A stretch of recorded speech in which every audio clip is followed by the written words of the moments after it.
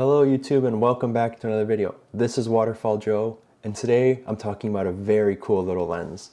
The lens we're discussing today is the Lumix 14mm f2.5 Pancake lens. Look at the size of this thing. This is amazing. I don't know if it gets much more pancake than this. So let's talk 14mm. Now in micro four thirds terms, this is a 14mm, but in full frame terminology, this is actually equal to a 28mm f2.5. Now some people don't like the 28mm range, but for me and the landscapes that I do, I think this is a perfect little lens. I've only taken it around a few times. I shot a waterfall with it. It was excellent. It's so nice just to throw it on my OM1 and just throw it in the smallest camera bag I have. Sometimes I don't even want to take a zoom lens. You know, it's just nice to have a smaller, more compact form factor for just walking around. This lens came out in about 2010 for about $300, and you can find them used in the $100, $115 range. This lens comes in at 55 grams, and that's so light. And what is that, like an inch tall? I mean, this is a baby little lens here. Currently there is a second generation available for $299 through Panasonic. I believe the one I have here is a first gen. You know, like I said, this lens is not the newest, but for what I do and the deal that I got on it, I'm so excited to try it out. So here it is mounted on my OM1. You can see the lens doesn't stick out much further than the hand grip does here. Now I've never considered the OM1 to be a pocket-sized camera by any means. This is still a pretty large camera. But with this lens mounted on it, I would have no issues taking this pretty much anywhere. And I do take it pretty much anywhere. I take it to work with me every day. I take it anytime my girlfriend and I are just going somewhere. I always throw it in my the smallest bag I can find. It's so nice just to be able to turn it on and just flip a quick picture without having to worry about zooming or the size or the weight. So who is this little lens for? Who's going to be using a lens like this? So I definitely would recommend this for anyone who has a smaller system, like even like a GM5, a GX85, an OM5, an EM10, anything small where you just want the smallest, most compact setup. You pair it with this lens, you're carrying a very tiny setup that gives you some spectacular results. Anyone who's doing any hiking, biking, who just wants a very compact setup, you don't really want to worry about zoom or anything.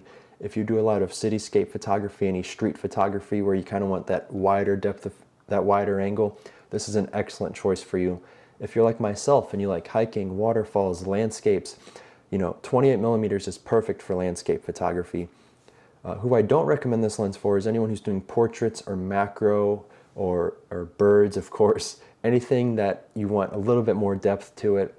This lens isn't known for its bokeh, although you still can achieve some bokeh with it, but anyone who does anything related to background blur or portraits, this may not be the best choice for you unless you're looking for something a little bit more abstract. Now, my plan for today is I'm going to take this out and I'm going to take just this. I'm leaving the zoom lens at home.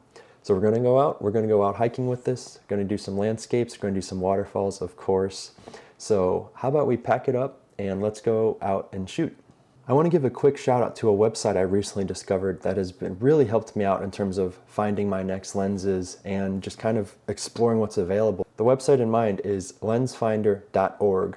Now, Lensfinder.org is a free website. Anyone can go there. It was set up just a few months ago to my knowledge, and it shows you pretty much every lens that's available for any mount. So, of course, we're going to be looking for micro four thirds lenses, and as you can see, there's about 120 to pick from on this website. This is a great website with plenty of information. It tells you the size, the weight, the filter thread, the zoom, the equivalent in full frame, the price generally. I have loved it. I've been exploring so many lenses. I even found this little lens on there. After I bought it, I started to research a little bit more about it. I found that it was 55 grams and it uses 46mm filters. So really cool website. Of course, it's not just for micro four thirds. Sony, Nikon Z, Nikon F, Canon, everything is on there. No matter what system you shoot with, this is a sweet website. I'm not sponsored or endorsed. I discovered it, and as a photographer, I love that this is a great resource for all of us to go and research our next lens. So I don't know who created that website, but big thank you to you because that is very helpful for all of us.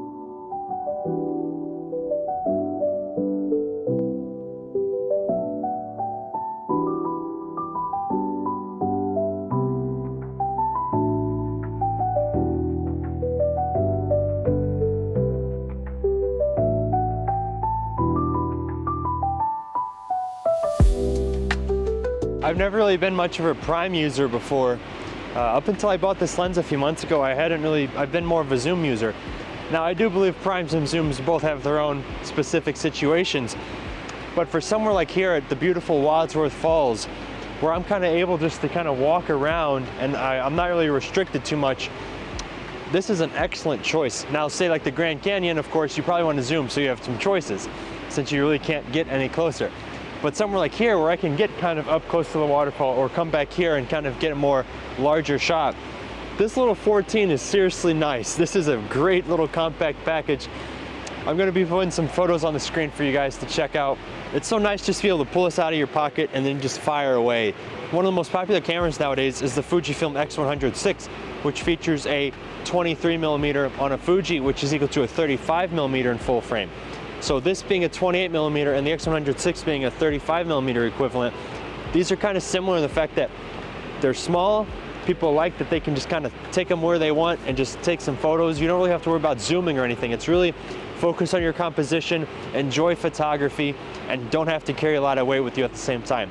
It's been a constant battle between the sky and myself. The sun keeps popping out behind the clouds and then the clouds cover it again. The good news about Wadsworth is it's actually kind of tucked back in a ravine here and the sun is not hitting it at all. So even though it's completely sunny, I'm able to still get some really nice long exposures handheld.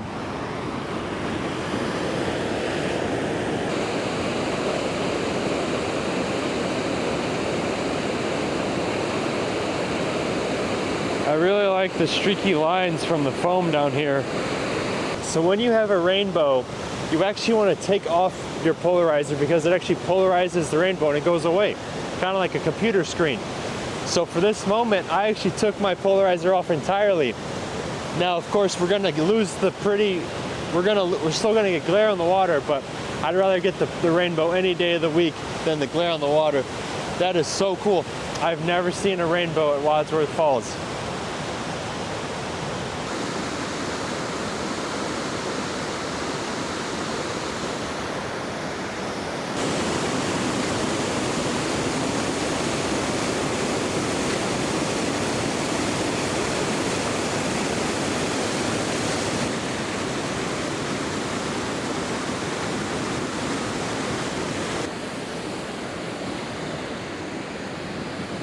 One of the best things about a wide angle like this at 14mm is you're able to get really close to your subject and get the full shot without having to step back. I'm able to be this close to the waterfall and I'm able to still get the whole thing.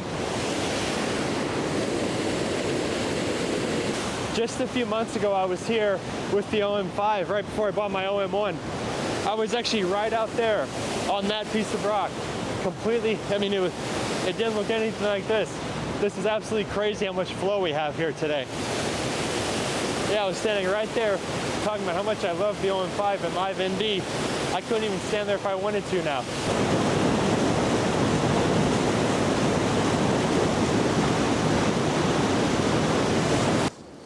Okay, we just left Wadsworth Big Falls, or the main waterfall, and now I'm hiking to Wadsworth Little Falls, which isn't little by any means. I can't wait to show it to you guys. It takes so much rain to get flowing, but I think we've got enough finally to make it flow really good. It's very dead out here, but I'm just gonna embrace it. It's kind of tough when all the trees are dead, but this is actually kind of the time of year when all the waterfalls are flowing. So it's kind of a trade-off we have to make. Less color but more flow, or more color but less flow.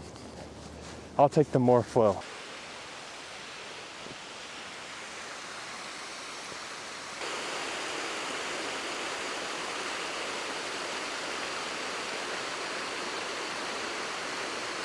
All right, we found Little Falls. Not very little at all. Really nice flow right now.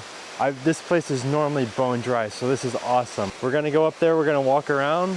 No tripod, just kind of hang out with this thing and have some fun.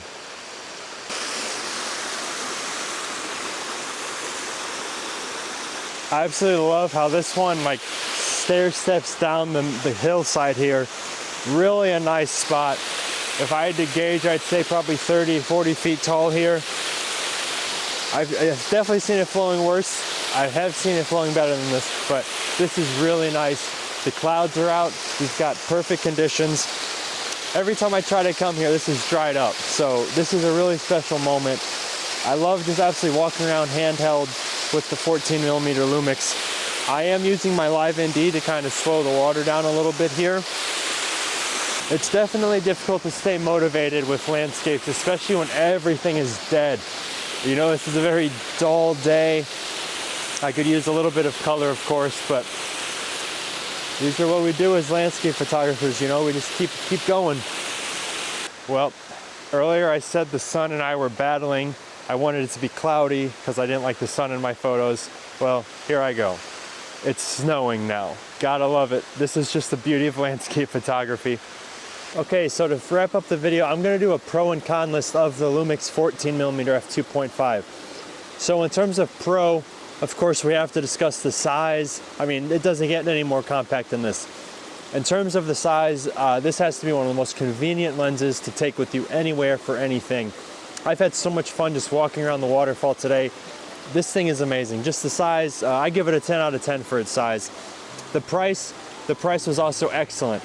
Like I said, these range anywhere from $100 to $150 on the used market. You can get a new one for $300 from Panasonic. So it has the price and the size going for it big time.